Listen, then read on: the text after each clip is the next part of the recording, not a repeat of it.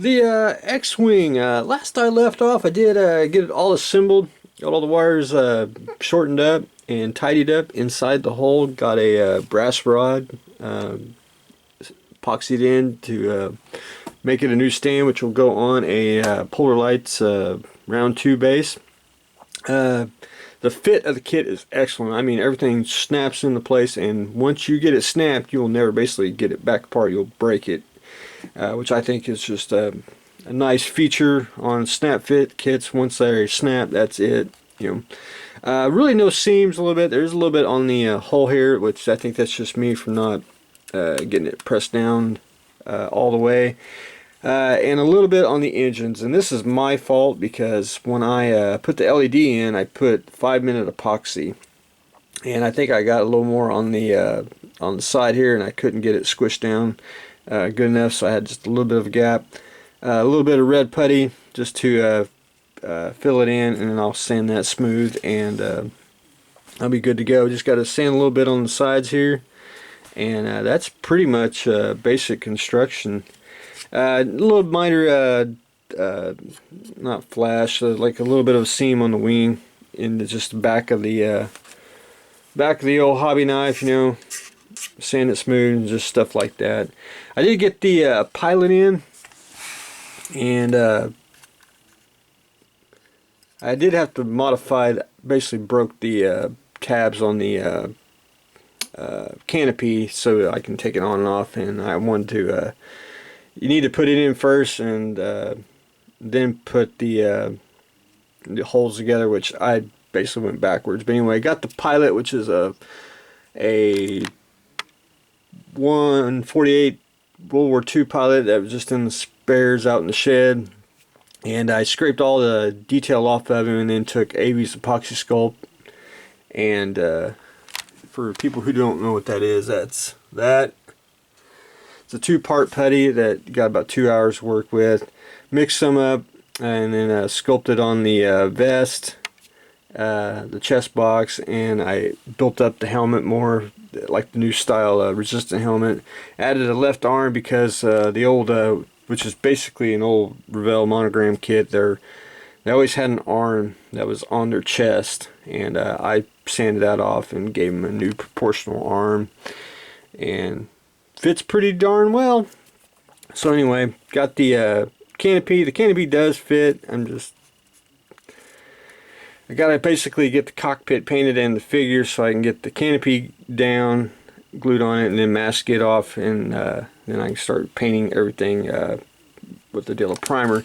I did primer the bottom since I was already working my way up.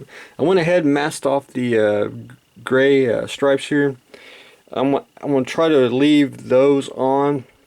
They're already pre-painted, and that'll give me the kind of cheating here. That'll give me the width of the stripes for the blue ones, and it'll also give me the spacing for it. So I'm going to leave it like that, and hopefully it'll work out. But anyway, gotta do some more masking, get the pilot and cockpit painted, and then we can start painting. But anyway, just basic construction. Still got a little more putty work and a little bit of light blocking on the engines. But anyway, that's where I stand on the X-Wing.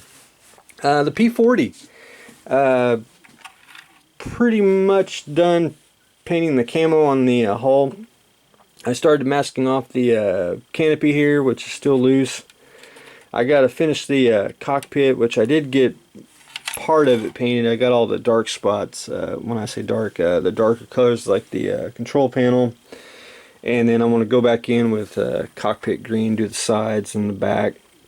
And I'll do some dry brushing for the instrument panels, get it all highlighted and everything. But anyway, trying to jumping around here, masking off the canopy.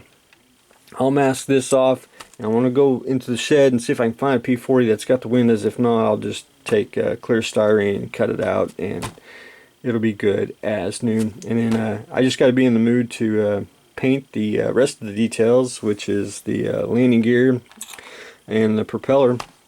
I need to go, which will probably be this week. I'm going to go back in and post shade a little bit more. Just want a little bit darker in a couple areas to blend everything in.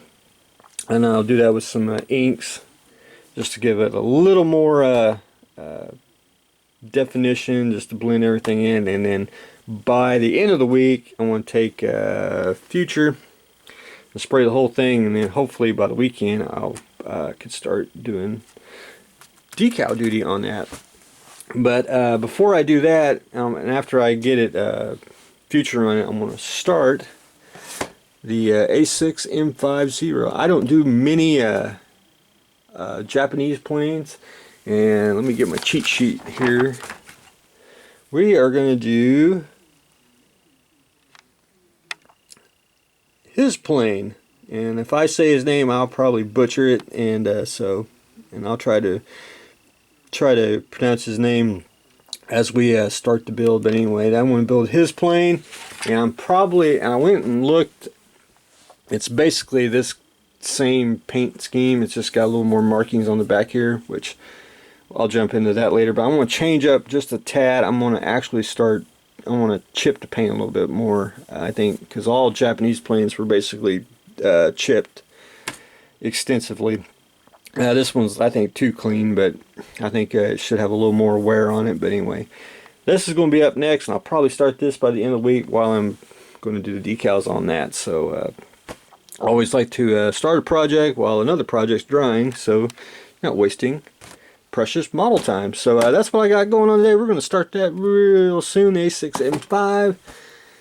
Still painting the P40 Fifinella and the ongoing X-Wing build. So that's what I got going on today. So stay tuned for the next exciting episode.